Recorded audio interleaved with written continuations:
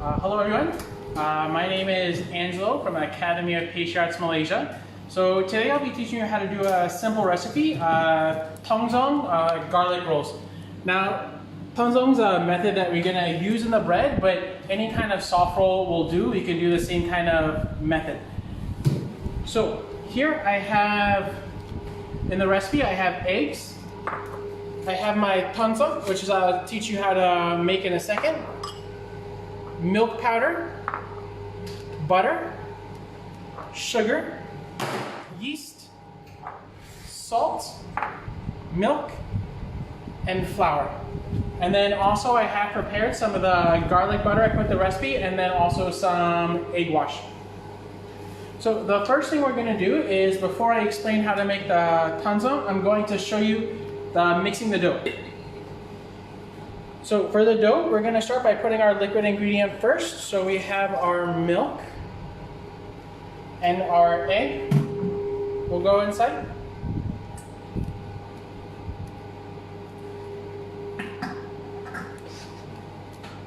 Next we can put our yeast, our flour,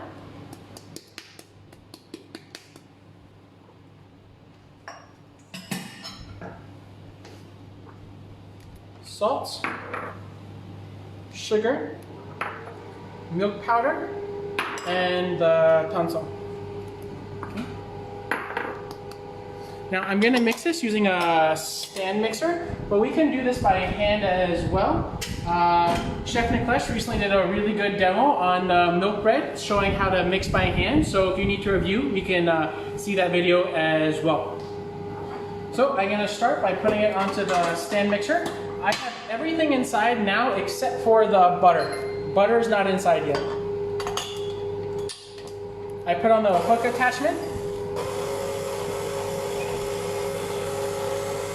And then I start mixing on a slow speed. Okay. So we'll start with second speed.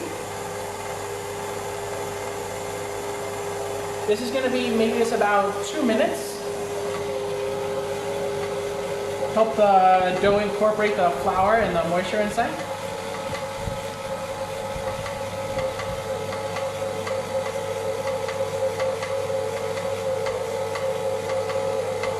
Now, once all these ingredients come together nicely, then I'll start switching to a higher speed, about speed 4.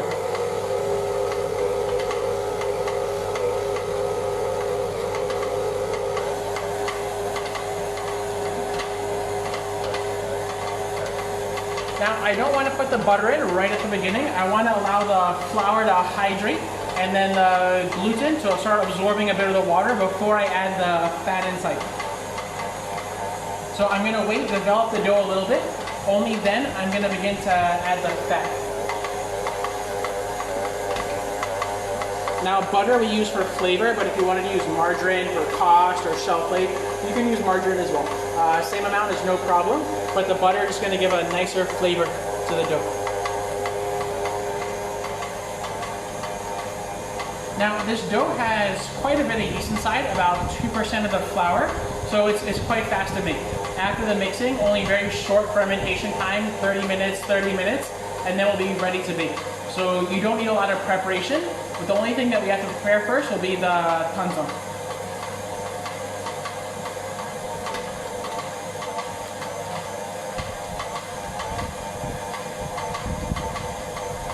Chef, what is a tangzhong and why do we exactly need a tangzhong in a bread? I'll explain in a second when I start making the tangzhong, so I'm about to add the butter inside, but I'll explain what that is and why we're using it as well. Okay, so now the dough's developed a little bit. There's not a lot of gluten inside, but we've had the flour absorb all the water. So now we can go ahead, we can add the butter inside. We can add all of it one time. I'm using soft room temperature butter. And then I'll begin mixing on a higher speed until I develop a nice smooth dough and a good gluten formation. which I'll show you what that looks like and how to tell when it's ready. About speed 4, it's going to take about 4 minutes, and then we'll go to maybe speed 5 or 6 to clean it up for another 2. So in total, our mixing time is about 10 to 12 minutes in total, including the incorporation phase, and then the gluten development. Okay. So while this is mixing, I'll do the tangzhong. Now,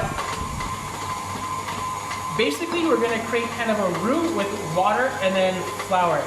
The purpose of doing this is it allows a small amount of flour to absorb a lot of water. Okay. Now, flour normally has only a certain absorption rate. Okay. So here I have 100 grams of water and I only 40 grams of flour. Normally, if I mix this together and I put it into the dough, this amount of water and flour, it's going to be very sticky. But by cooking it first, it's going to cause the proteins and the starches in the flour to swell and hold a lot of water. This is going to keep the bread moister for a longer period of time, as well as creating a softer texture inside the dough. Normally, if I just add all this in, the dough won't be able to handle this amount of water. But by cooking the flour and the water first, I can add a lot more moisture into the dough, which is going to be held in even after the baking. So first, I'm going to start with the water. And I just put the flour inside like this.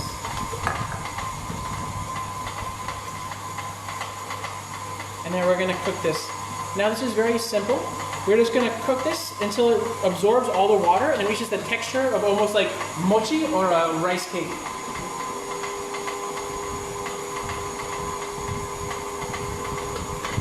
And it's going to happen pretty fast. I'm using a medium heat and just stir.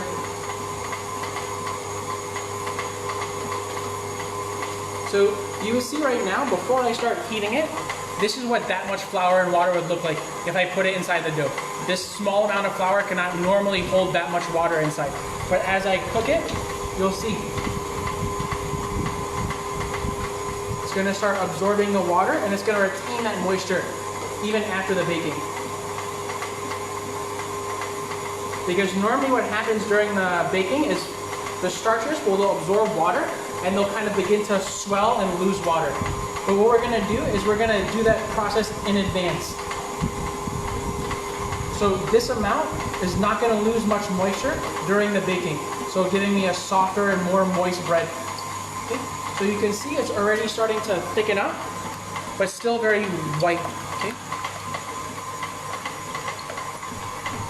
I'm going to keep on cooking.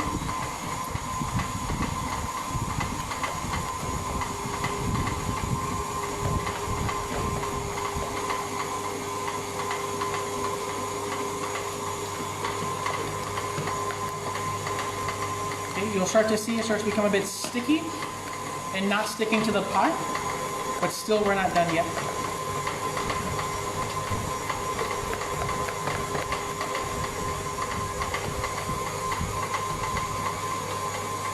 Now, like I said, you don't have to use this method to make garlic rolls. You know, a nice soft dough recipe will work. You can just follow the same procedure, but without making the tangzhong. But this, again, is going to create more moisture in the bread and make it softer for longer. And recently I posted a video about making a milk bread with this, and a lot of people seem very interested, so I wanted to demonstrate this technique for all of you. Okay, so not done yet, but it's starting to becoming a little bit more viscous. Okay, and I can almost kind of create like a jelly here. I'm still going to cook just a little bit more.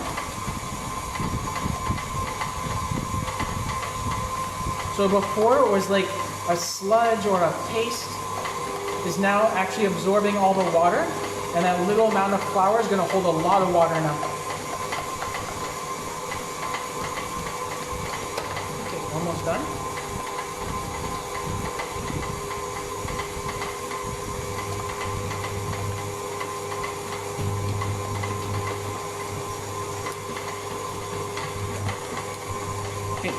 So you'll see it starts to kind of stick, becomes almost like a glue. Okay. See, it's not droopy anymore, it's going to hold. It's become a little bit more transparent. This is what I'm looking for. Also, it's going to clean from the pot pretty easily.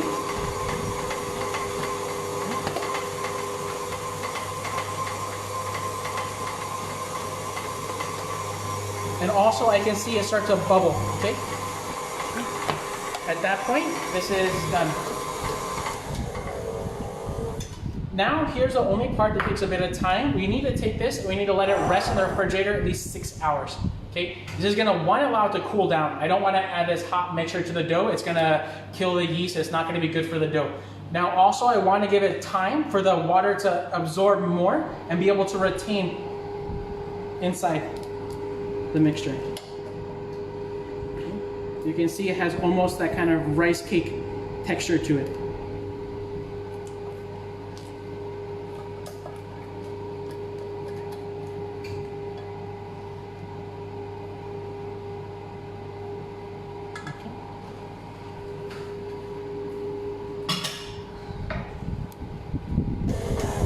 So now what I'm going to do is I'm going to cover it with some cling film. And like I said, I leave it in the refrigerator at least 6 hours. Normally I'll make this the night beforehand. The one that I used for this dough and the other rolls I made last night. I just let it cool down a bit, put it inside the refrigerator. The next day it's going to become like jelly, like mochi texture. Angelo, let's ask you a question. Can we avoid egg in the recipe? Sure, you can take, if you take the egg provides flavor, color, and protein inside the dough. So if you want to remove the egg, you can. You can replace it with some water, with some milk, and add a little bit of flavor. The milk will give some sugar. But the one thing that egg really does for breads and the baked products is, especially in breads that have fat, it helps emulsify the fat. Okay? Egg yolks contain protein, cholesterol, and lecithin, which helps emulsify the fat inside the dough. So the dough will stay a little bit softer and moister longer when we're using egg inside. Now without the egg, again, you can replace it with the same amount of milk or water, so you still have the hydration for the bread that the flour needs, but of course it may just dry a little bit more faster than normally would.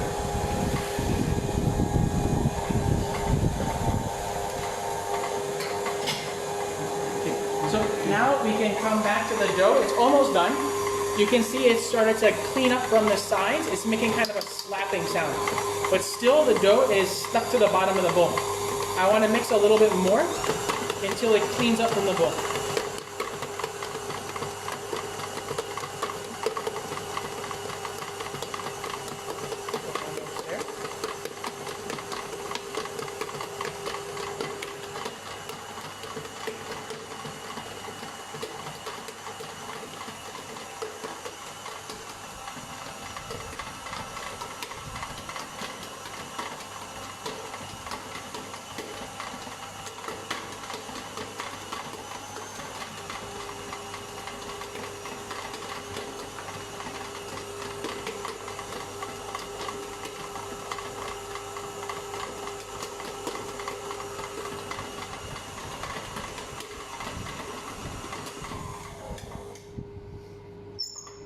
So now we can check the dough.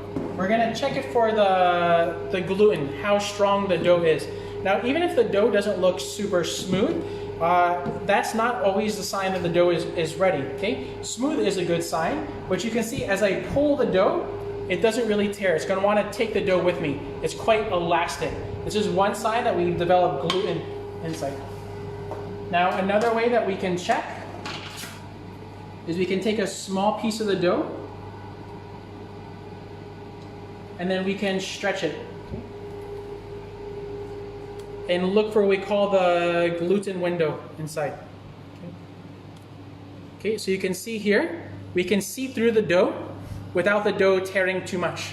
Okay, now I don't need to mix this dough much longer. I'm not looking for a really elastic gluten window, because as the dough proofs, the dough is going to relax, the proteins are going to absorb a bit of water, and it's going to form a little bit of gluten all by itself. So for me, this is enough just so I can stretch it and the dough's not going to tear. And again, you can see it has some elasticity to the dough. Now this dough is a little bit sticky, a little bit more moisture, so the bread is softer. So to keep it from sticking to your hands when you remove it, put a little bit of water on your hand.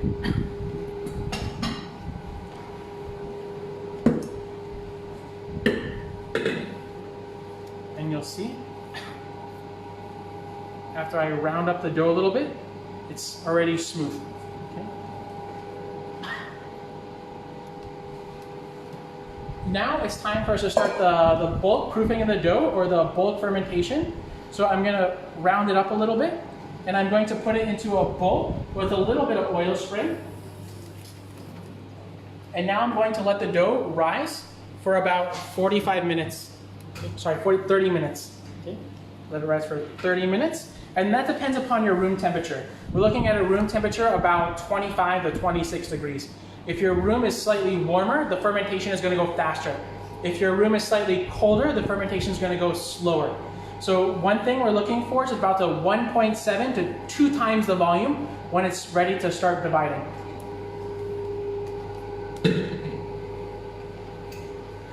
Can you pass me the plastic wrap? So we're just going to cover it with plastic to avoid a skin on the dough, and then let it sit for half an hour.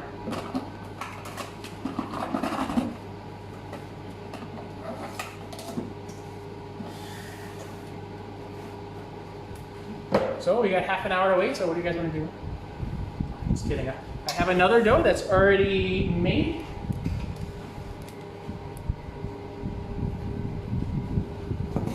Now you can see, obviously the bowls are different sizes, but you can see this one is much more billowy. Okay, it's hard to say this is double the size. This bowl is bigger, it's gonna spread out more. But compared to this one, if I take a little bit of flour and then I put on kind of top, I press my finger in, it bounces back really easy. Okay, this is not proofed enough. Obviously, I just made it. Now, for this dough that's already been sitting, okay, you see if I press it, it maintains, okay? That's if I press very hard. Now, if I press gently, flour here, it's gonna go inside, bounce back, but still leave the indentation. Whereas where I press on the first one, it filled completely, okay? This is because it bounces back because there's still some strength inside the dough. If the dough has been proofed for too long, it's gonna lose the strength and it won't bounce back. So if you press it in and it doesn't move, it doesn't move at all, that's a sign that the dough is overproofed. Okay, there's no strength for it to bounce back, which means it's gonna be hard to rise in the oven as well. Now, if you press it like I showed you the first one and it bounces back right away or feels very, very stiff, then you know you need to proof your dough a little bit longer. Show you one more time. You press gently and you can see it starts to bounce back a little bit and leaves a slight indentation where my finger was. This is when the dough is ready for the next stage, which will be dividing the dough. Okay, so I just put a little bit of flour so it doesn't stick to the table.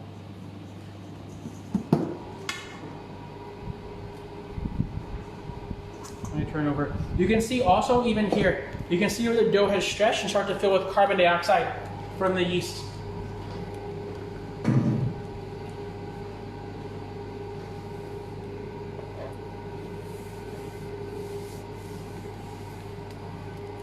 Now we start dividing it. Now, depending upon what you want to make, this dough can be used for making a loaf bread. It can be used for making these garlic rolls, a soft roll, a sausage roll. We wrap it around a sausage.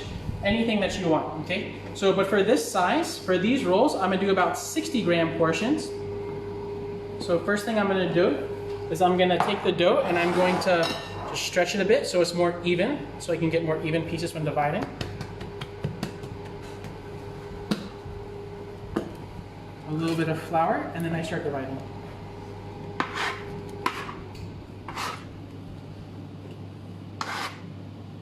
60 grams.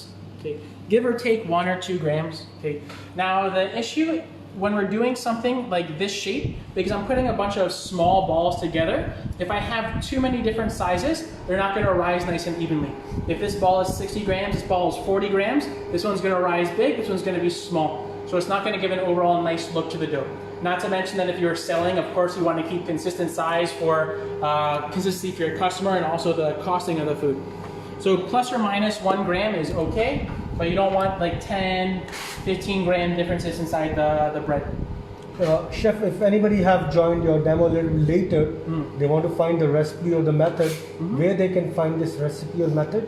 The recipe you can find on our Facebook page and our Instagram page. So our Instagram store, you can find the recipe, our APCA Malaysia Facebook page, APCA Philippines Facebook page. The recipe is posted there along with the poster for the demo. you can find. There's even a recipe for the Tanzhong and also the garlic butter on there as well. Now for the method, if you did join in late, you don't worry. This video will be posted on YouTube, so you can go to our YouTube channel and you can see this video again, as well as you can also watch it again on Facebook as well. So don't worry if you miss something, you can see again. Or you can come join one of my classes and you can see it firsthand and make yourself as well. Okay. So we just do 60 grams.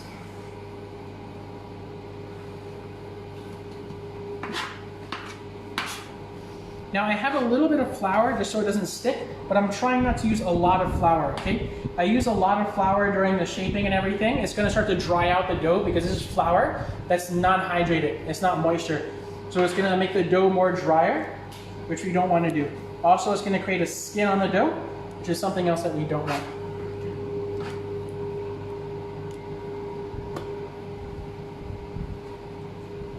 Chef, we have a question. Yes. Someone's asking how long is the shelf life of Tanzhong? The tangzhong itself? Yeah. I mean, I've kept it in the refrigerator for about 4 days, no problem. It doesn't have anything but flour and water inside, so it's not going to grow bacteria super easy if you keep it in a cold refrigerator. The bread itself, I mean, there's no preservatives or anything inside, so it has a shelf life of, 3-4 days. Okay? If your bread lasting for 3 weeks still soft, there's something inside of it. Okay? Bread should be made and usually served and eaten the same day, but the next day or the next day is still okay. But shelf life of the actual baked products overall, we're not keeping them for a week. And inside, production and businesses, we're baking fresh every day. It's not a good practice that we freeze the dough and give customer 3-4 day old dough. No. But just for your home baking, yeah, it's fine. Chef, there is a question and a request as well. They want to know, okay, when you are rolling your dough, because your mold is of different size and shape.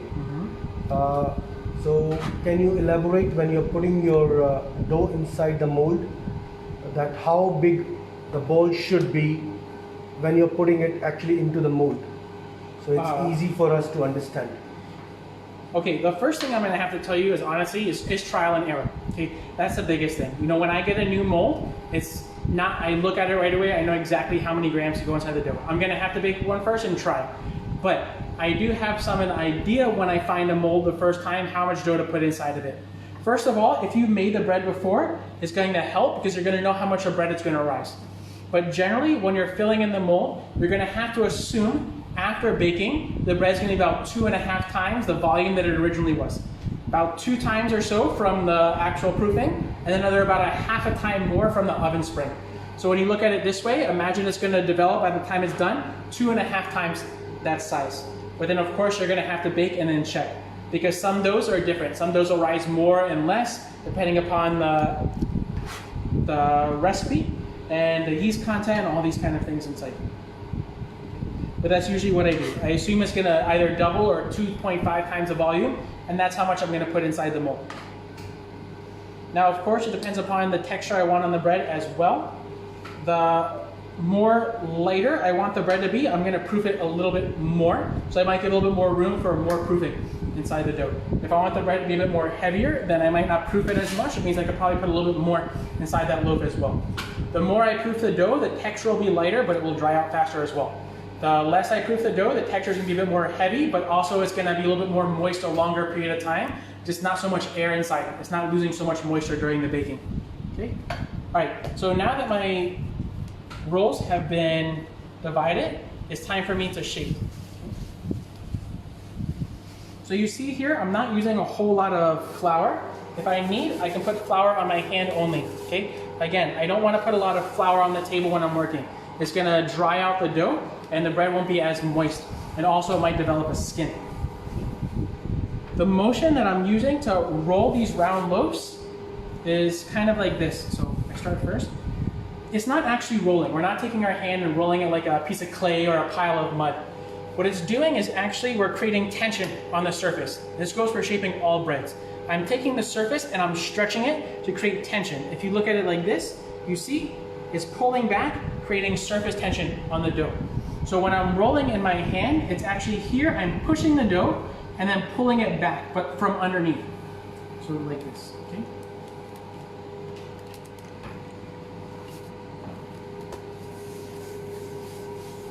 Now, I always recommend to roll on the table. One, yeah, you can roll like this one, okay? Two downsides to this. One, more likely you can stick to two hands. Two, both your hands are warm, you're heating up the dough, okay, with temperature from both your hands. And then three, if you're actually making this in production, you have two hands using only one. And I think that makes enough sense. So you want to try to roll on the table, one, and if you can, you just practice with two hands, okay?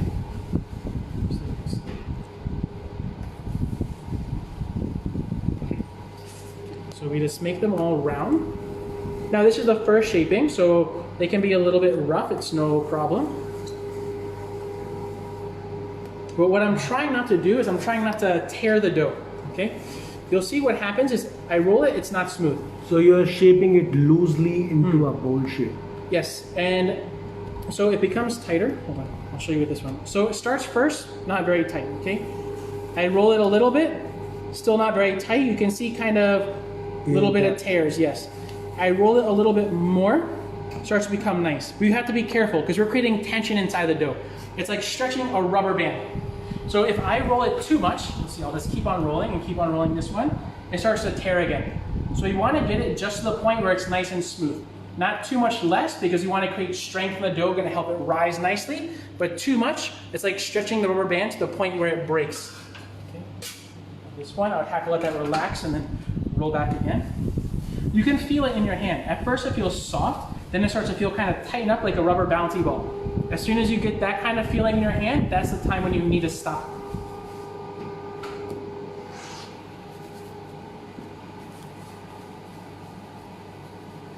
Okay, so all my bread has been divided now into rolls.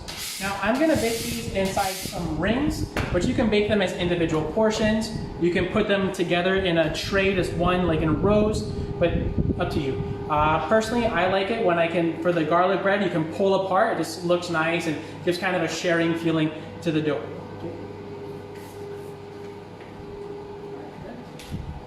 Now, yes? A couple of questions, right? Someone's asking, can bread be made with a paddle attachment of a stand mixer? It can, but I don't recommend it. Okay, they invented the hook for a reason. One, two, the paddle attachment is too rough on the dough. Okay, it generates a lot of heat, and it's very easy to start tearing the dough. Because if you look at a paddle attachment, hold on, sorry, like this. Okay, it cuts the dough. Okay, it mixes very fast. So it covers a lot more surface area. But then here they're cutting and slicing the dough, okay? So we don't use the paddle for mixing dough. I've seen people do it. It's possible, but it's not the best method and it's really not correct. Okay, if we have a hook attachment for this, it's gonna take a little bit longer to mix, but it's gonna mix the dough more gently. You're gonna get a better dough as well and a better gluten formation than using a paddle attachment to mix the dough. It's a common question that I get, so. And another question, someone's asking, can you repeat the 3 downsides of rolling with your 2 hands together? Oh, okay. Let me put this in the mold first and then I'll go for that one, okay? So here I'm just gonna put inside the mold. Okay, this one is smaller than the one I baked here. Okay. So I just roll back one more time. The dough's relaxed a little bit. I can roll it back a little bit more tighter and smooth. You can see the difference between the two, okay? First one is just kind of the pre-shaping. Takes a minute or two to relax. And then we put into the ring.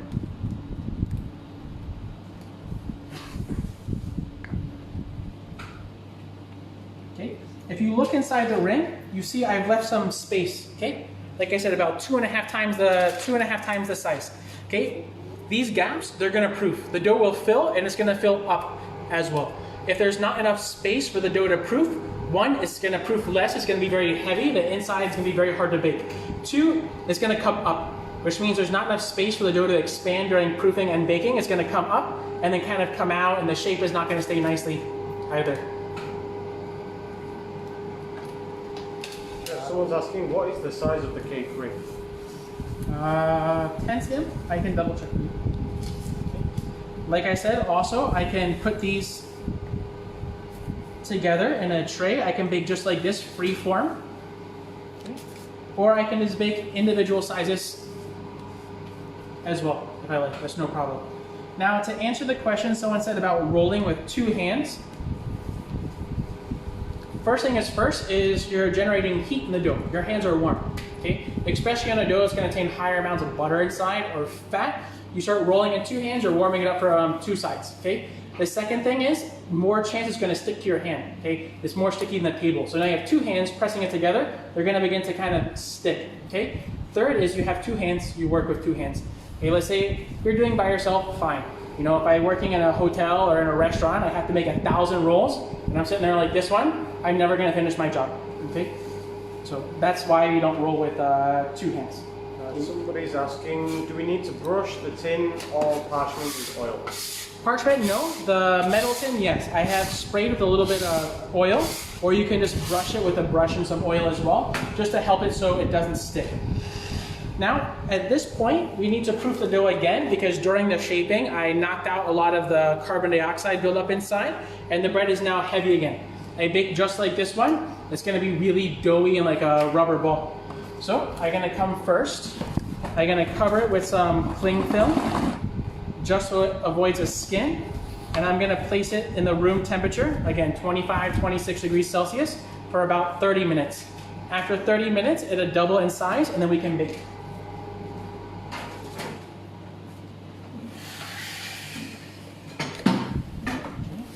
Let's clear this up.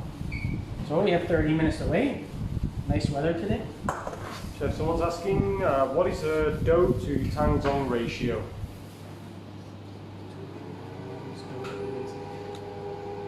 Baker's percentage, about 40%.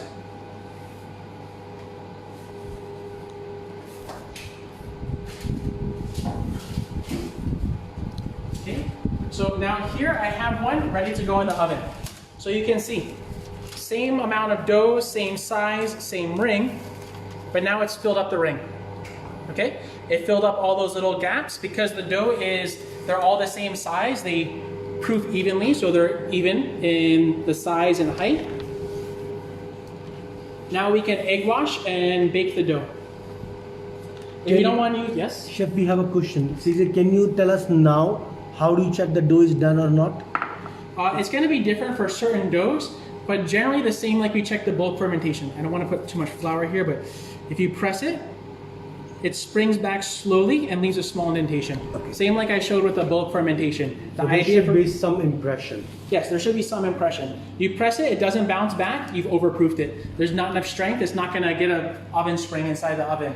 You press it and it bounces back right away, that means there's not enough air inside. The bread's still a bit too dense. Okay. Now, first I'm gonna egg wash it. This egg wash is egg yolk and a little bit of cream. Okay, you don't want to use egg, you can use milk and sugar, you can just do no wash at all. But the egg wash is going to give a little bit of shine to it and a little bit of color. Okay, so you want to use a soft brush. Chef, someone's asking, what happens if you use a mold that's too big? If you use a mold that's too big, you're just not going to get so much volume out of it. The mold, you want the bread to fill up the mold, so you get the size of the mold. If the mold's too big, it doesn't fill up the mold. Whenever you bake it, it's going to look like it did before then. I mean, it's a fine question. I better use a mold that's too big than too small. I can tell you that. If you use a mold that's too big, you won't get the look you like, but you'll still have a good bread. A bread mold that's too small, you're going to face some issues during the baking. Now, when I brush the egg wash on, I want to make sure that it's a very thin layer. I don't want to see the egg wash kind of dripping down the sides. I want it to be even. To do this, when I make the egg wash, whatever my recipe for the wash is, we whisk it very well and then run it through a strainer, okay, to get rid of the thick part of the egg white. Otherwise, you have some thick parts of egg white and egg yolk inside, and then you're gonna have uneven color on the dough. Now, one more tip is if you want the dough to be a bit more shiny, have more shine to it, okay, you let the egg wash sit at room temperature and dry out for about 10 minutes, and then you bake it. Okay, when the egg wash forms a skin and dries, you're gonna get a shinier look on the bread. If not, you can just bake right away. So this one we'll just bake right away, because anyways, the garlic butter will get a bit of a shine. So we're gonna bake at 180 degrees. Home oven, convection oven is fine. I bake this at home, 180 degrees, okay? We're gonna put it in for about 20 minutes, Then we're gonna take it out. We're gonna brush it with the garlic butter and then put it back in for 5 more minutes. So 25 minutes total at 180. Now, if your bread is bigger or smaller, you might have to adjust the times. But the point is, I'm gonna bake it almost 100% of the way, then I brush the butter on, okay? I bake it a little bit more so the butter can absorb into the dough nicely.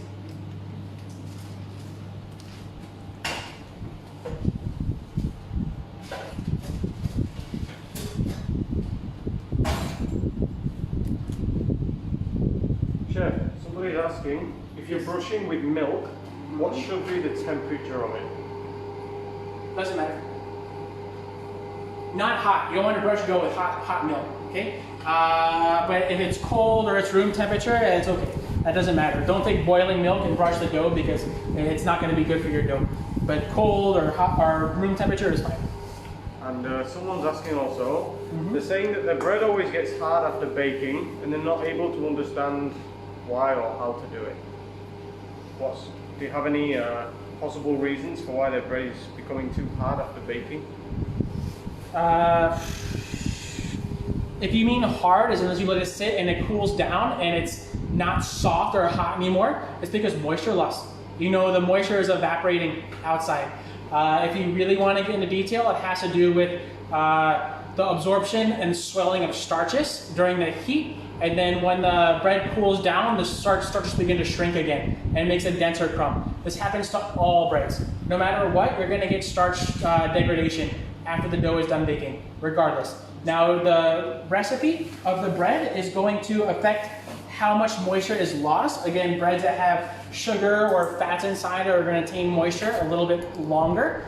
Doughs that are lean doughs are going to retain moisture a little bit less. Okay. Now, if you're storing your dough, the best way to store it, if you're going to serve next day, is wrapped at room temperature or in the freezer. Don't keep your dough in the refrigerator. Between the temperatures of 4 to 10 degrees Celsius, the starch degradation is going to happen at its fastest, which means it's going to get drier faster in the refrigerator than if it's at room temperature or inside the freezer as well. Okay. Now, if you want to know a little bit more about this, we do have a 2-week bread program. I really suggest you join. You can learn all about this kind of thing. We have very in detail about the flour. We cover all types of bread, from European breads to Asian breads to viennoiserie. And sourdoughs as well. So there, it's more than a 30-minute demo, but we cover a whole lot of things in our 2-week bread program. I suggest you come check it out. Now, this is the finished product. Okay? So you can see the dough is risen nicely. We have a nice color on it. This color has come already after the 20 minutes. And then I brush it with a little bit of garlic butter, which I have here, and put it back in to help absorb. Okay? And then on top, I sprinkle a little bit of Parmesan cheese, just make it look nice and give a little bit of flavor. And you can see how, if I had the garlic butter, this is how I would brush. Chef, this butter is hot.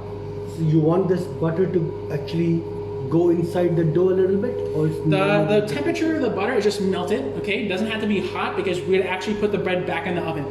Okay, so 20 minutes baking first, the bread is already done. You brush the butter on and then put it back in the oven and it's gonna absorb the butter. Not cold or soft butter because it's not gonna spread evenly. Okay, you use the softened butter, you're gonna have some piece of a lot of butter, some piece of less butter. So just the melted garlic butter and spread on the dough and easy like that. So that's everything for today's demo. So I hope you guys enjoyed. Just a reminder for you guys, at 4 p.m. we'll be doing a career guidance, talking all about the school, about what it's like to be a chef, and maybe how we can help your career if you want to become a chef as well. So thank you guys very, very much. I hope to see you again at 4 o'clock.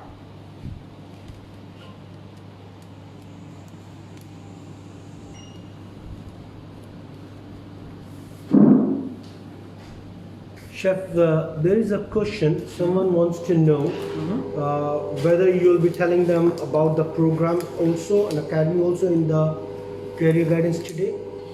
Our career guidance, the one at 4 o'clock later, we'll be talking about everything that you need to know.